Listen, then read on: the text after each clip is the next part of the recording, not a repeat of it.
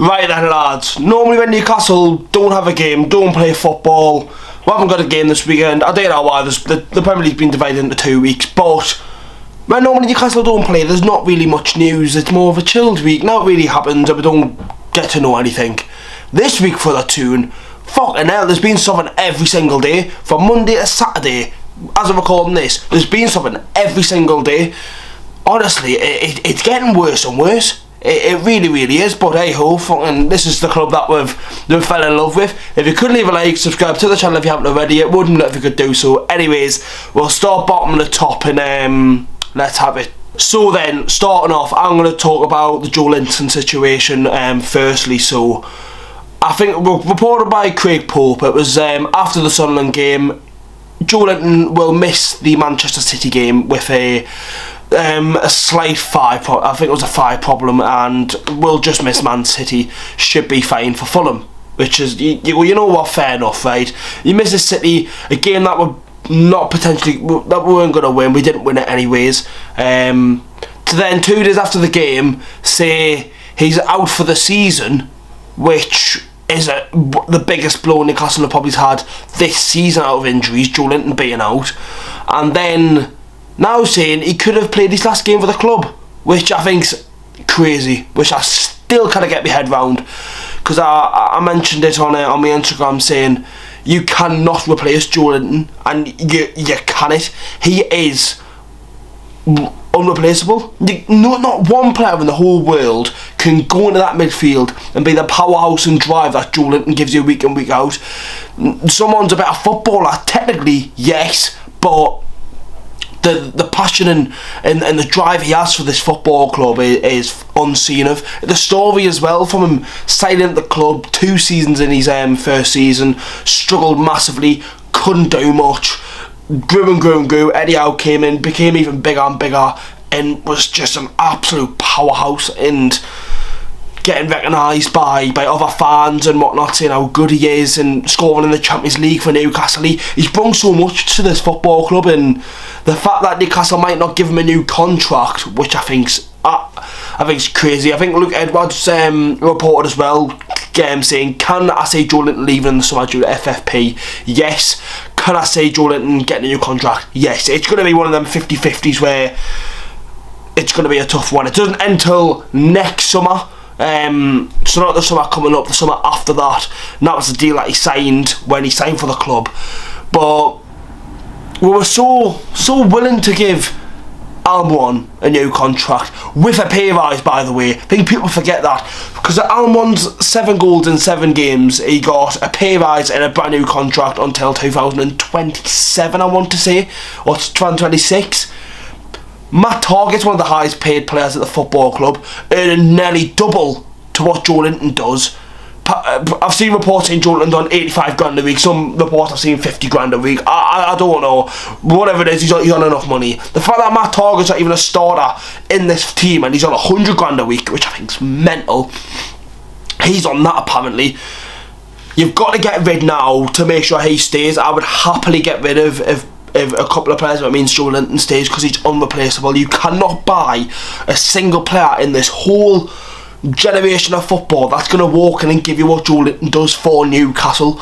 Joe Linton, it's the same. Joe Linton will not go to a different team and give the same benefits as what he does in a different team. Example, say if he went to Man United, he wouldn't be the same player as what he is at Newcastle. If he went abroad, or say he went to a Bayern, to a Dortmund in the Bundesliga, he wouldn't bring the same as what he does to Newcastle. Even in Spain, with your Madrid, your Barcelona's, Atletico Madrid, because the quality that he's got, he's more than capable of playing for the club at the very, very top. But he's not going to give you what he does at Newcastle, and that's just straight facts. It's as simple as that.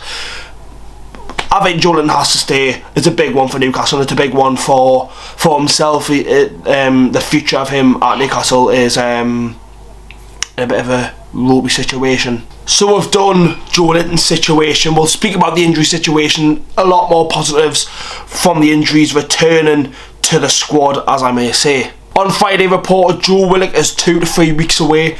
He's a massive miss. When he came back for Newcastle, we went on a good little run against Arsenal. We went on a good little run.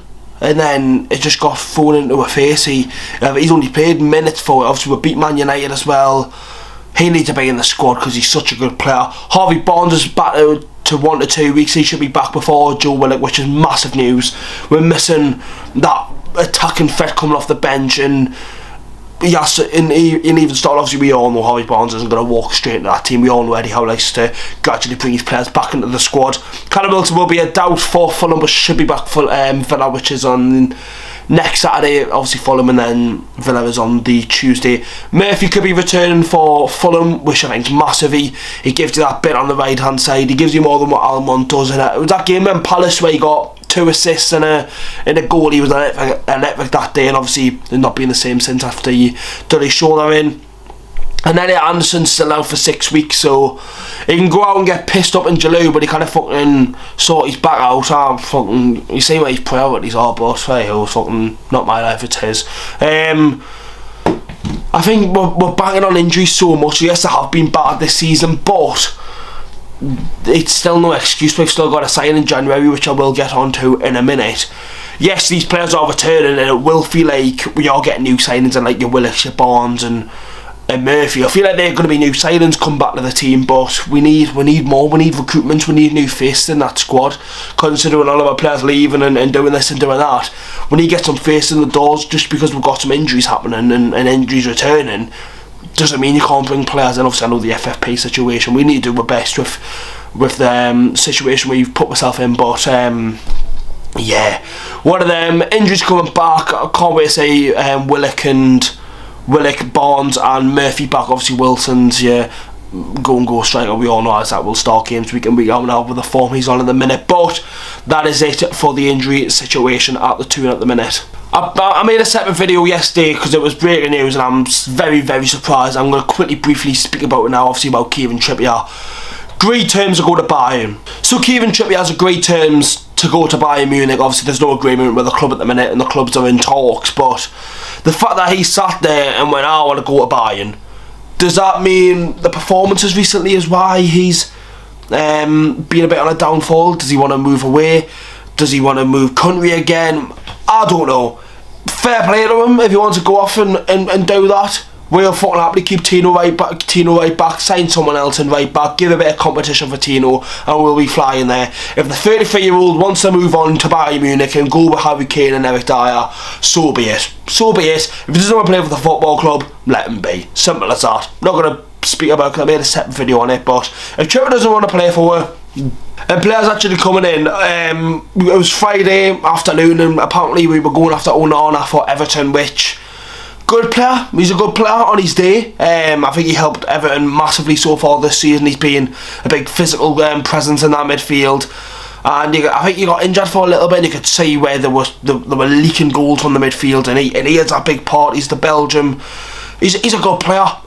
He would cost you a lot of money, an arm and a leg, but as a reporter, we're apparently interested in him. Can I say we're signing him? Probably's not, but he's one about coming into the team. Calvin Phillips, apparently the club was concerned about the lack of match time and game time he's had at Man City, which we all knew about, we were all aware about, but the fact that he could be going to West Ham, you know what, right lads, I don't think he'll even move anywhere. I can't see Newcastle going for him anymore. Apparently it's very unlikely that we will sign him, considering Man City want a loan fee and the wages paid apparently, but he's a good player on his day. We're missing a holding midfielder, because the way Newcastle play at the minute, we're playing in the midfield, the midfield attacks together and then defends together. We've got anyone sat in that midfield just holding it and just getting that dirty work done. That's what Calvin Phillips will bring, but if we can't bring him in, we can't bring him in. It looks like Calvin Phillips will either go to West Ham, obviously link with Juventus as well, or stay at Man City, which I think he'll probably stay at Man City, knowing the whole transfer saga that he's had so far this January. Reported as well by Luke Edwards also could confirm that Isaac and Botman are not for sale, and all bids for the duo will be rejected, which, out of the three that apparently one of the stars is going to leave, apparently out of Botman, Isaac and Bruno, I think you can replace Bruno more than Isaac and Botman, in my opinion. Newcastle haven't had a very solid centre half in years, apart from Fabian Shaw. Probably since my era. Colaccini was a good defender on his day, but definitely not to what people made him out to be. and then probably Fabian Schär, and honestly that is it. They're the only two players centre half wise I think we've had a consistent performer there. Obviously you had your Stephen Taylors, your Mike Williamsons, your Chancellor Mbembas, your Jamal Lascelles, your Kieran Clarks. Them players were good on the day but didn't give you that consistent performance, and Botman gives you that every day. It's very rare when Botman has a bad game or makes a mistake, but and especially with Isak as well. Newcastle have asked for an out-and-out striker. Callum Wilson's a good striker on his day, but he's too injury prone. People say Isak's too injury prone, but he's only had 2 injuries at the club. The one that he picked up against Dortmund, and the long one that he had that he got on international duty. Apart from that, he's been flying for the toon, and every time Isak plays, he scores goals. So we've needed that. We've wanted that. And what's the point selling Isak when we're not going to replace him with someone better? Because we're not. He's so good. He is so good, and we're so lucky to have him. So yeah, that is reported by Luke Edwards. Botman and Isak will not be for sale for Newcastle United, and all bids will be rejected. So lads, I'm recording this on Sunday morning. You've just seen all the stuff yesterday about what I've spoke about the toon and what's happened this week. Saturday night happened. I remember I just went on my phone. It was about 9:30, 10 o'clock. I was just chilling on FIFA and whatnot, and I see Atletico Madrid have came in for Callum Wilson. Apparently Atletico Madrid have came in for a loan bid for Callum Wilson. Newcastle will sell if the right bid comes in, but financial fair play is an issue for Atletico Madrid as well. And does Callum Wilson leave the toon? It's a mad situation. We've got 2 players who have been crucial for us in the last couple of years potentially leaving, but apparently it said if Newcastle find the right bid, we will sell Callum Wilson, which I do agree with. I think the best time to sell Callum Wilson is now. I think you're going to get the most money for him now, and I think if it goes on 2 or 3 years, his market value will drop and drop and drop, and if we do eventually sell him, we'll not get as much as what we could now and replace him with someone else in the team that we do need replacing. But it's a mad one. Obviously, if the right bid comes in, I would sell. A loan, I do not agree. Obviously, the one about sending Trippier out on loan to Bayern Munich, I don't agree with that. It's either sell them or stay with the squad. And yeah, I think what's the point of loaning out players during this FFP? Because what we're going to do, get a little bit of wages back where we can't afford to buy anyone with them wages. It's pointless. So keep them players on the squad and don't loan them out. But so we had one with Callum Wilson, and Atletico Madrid as well. Obviously they've got financial fair play issues, so I don't know if they will come in with an approach to buy Callum Wilson, but we'll have to wait and see. Sunday morning, absolute madness. What else is happening on Sunday? So far now it's happening with the toon. I'll not be surprised if something happens. Probably Sven Botman's injured for the rest of the season, so daft will happen and I will, but that's going to be the end. You'll see the outro that I've recorded yesterday, but I'll just insert this clip now from Sunday morning. And that's really it, boys. The main one, obviously, is the Kieran Trippier, the Joe Linton situation and whatnot, but a lot has happened with Newcastle. Obviously, the stuff not relevant with the club. The stuff with the owner apparently was 72 million. Some stuff, shit like that. I'm not really interested in that. I just speak on the football terms, and I'm not really too arsed about what they're doing and shit like that. If it's something major, then fair enough, but that doesn't fucking bother me. All I do is speak about the toon, speak about what we need to speak about, and yeah. Trippier could be off. Joe Linton could have played his last game. Injuries come back for the toon. A lot has happened in these last couple of days at the toon, but we are back next week with loads of videos out on the channel. Fulham, and then we've got Villa on the Tuesday, so loads of videos. Newcastle back in action next week. I'll see you all then, boys. Make sure to leave a like, subscribe to the channel. I'll see you all in the next one.